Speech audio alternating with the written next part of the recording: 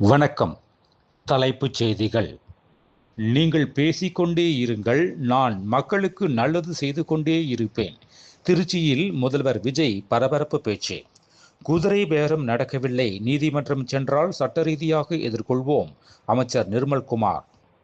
கும்பகோணம் அருகே அதிமுக நிர்வாகி தீக்குளித்து தற்கொலை. இறந்தவரின் உடலுக்கு அதிமுக பொதுச் செயலாளர் பழனிசாமி மாலை அணிவித்து மரியாதை செலுத்தி ரூபாய் 55 லட்சம் நிவாரணம் அறிவித்தார்.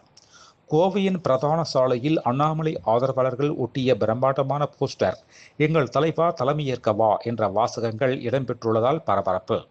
சிபிஎஸ்இ விடைத்தாள்கள் மறுமதிப்பீடு செய்வதற்கான கட்டணங்கள் என்ற பெயரில் பணம் கொள்ளையடிக்கப்படுகிறது.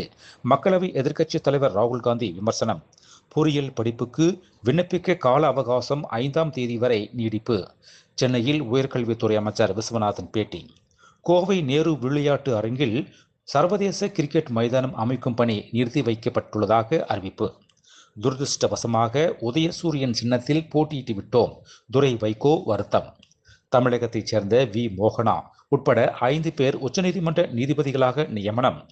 ஸ்ரீபெரும்புத்தூர் இருங்காட்டுக்கோட்டை சிப்காட் ஹுண்டாய் மொபைல்ஸ் தொழிற்சாலையில் தீ விபத்து. பல கோடி மதிப்பிலான பொருட்கள் சேதம்.